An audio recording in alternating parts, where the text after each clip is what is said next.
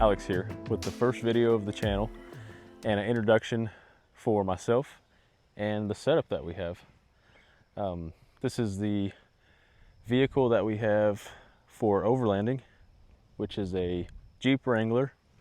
It's a 2016 Sport. So today we're going to go over all the gear that we have on the Jeep and the modifications that allowed us to put all that gear up top, such as that rooftop tent, that Volt case, the 270 awning, and a couple of other accessories that we have for the Jeep. For lights, we went with Traveler X. We've got two pod lights mounted up here in the front. For the 52-inch light bar that stretches across the windshield, we have no complaints on this light so far. I think it does pretty phenomenal. Now, this is our only other light that's on the Jeep. For now, we have a campsite light on the spare tire rack. The snorkel is a Rugged Ridge.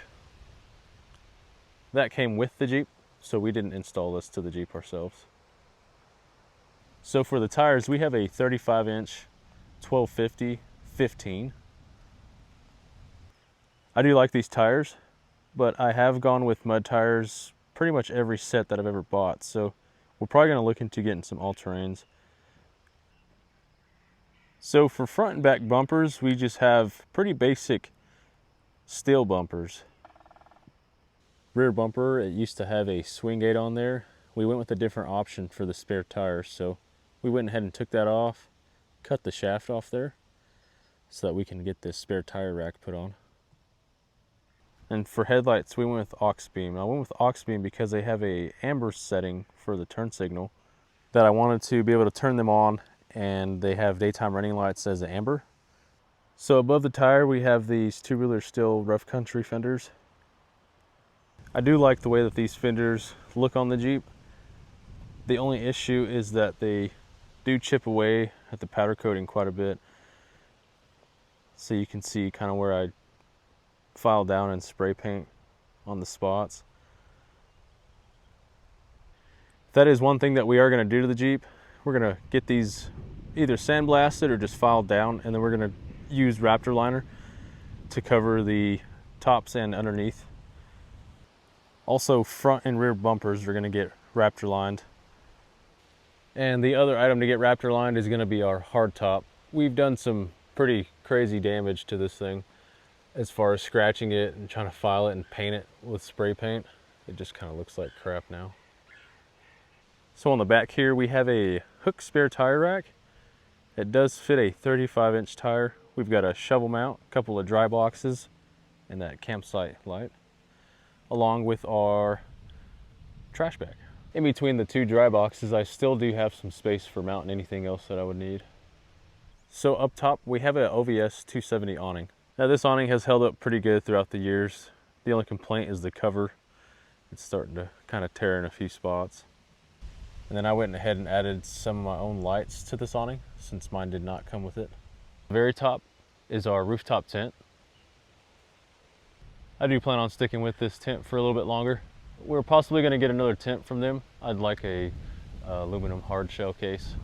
In front of that is my V800, the Volt case. For this case, we used to have 4 of those dry boxes that we have currently on the spare tire rack. And the only issue with that was trying to get to the middle too. So with the way this one mounts, it mounts pretty flush and enough distance away from the tent so that we don't have any issues with opening the tent, using the tent. Now for suspension, we went with Terraflex, the Outback series coils. I had recently installed the rear and the front.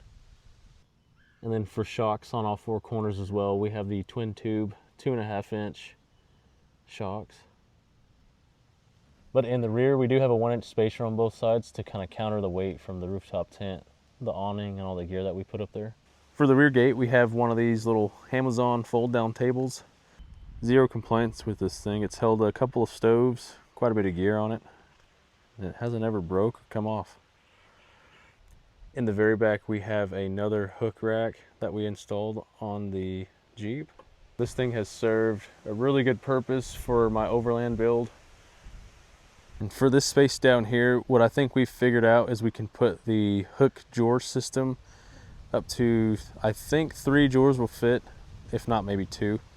And they do have the option where on this side, in this space, you can stick a fridge mount and you can put the drawers on the left side or the right side. There's a couple of other things that we're wanting to do to the Jeep on top of Raptor lining some stuff. Cosmetically, that's what we're going to take care of first. So on suspension, we are about to do 1-ton steering for the front of the Jeep. For those of you that do any off-roading or overlanding, you know that suspension is going to be probably the thing that gets beat up the most gear-wise. So that's what we're going to do for suspension.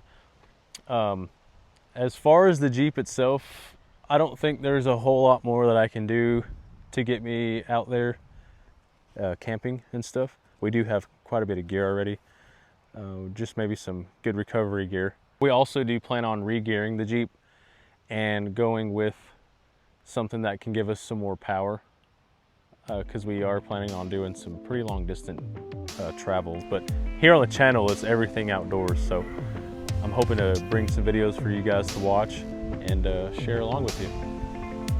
So that's going to do it for today's video. Thanks for watching, and welcome to the channel.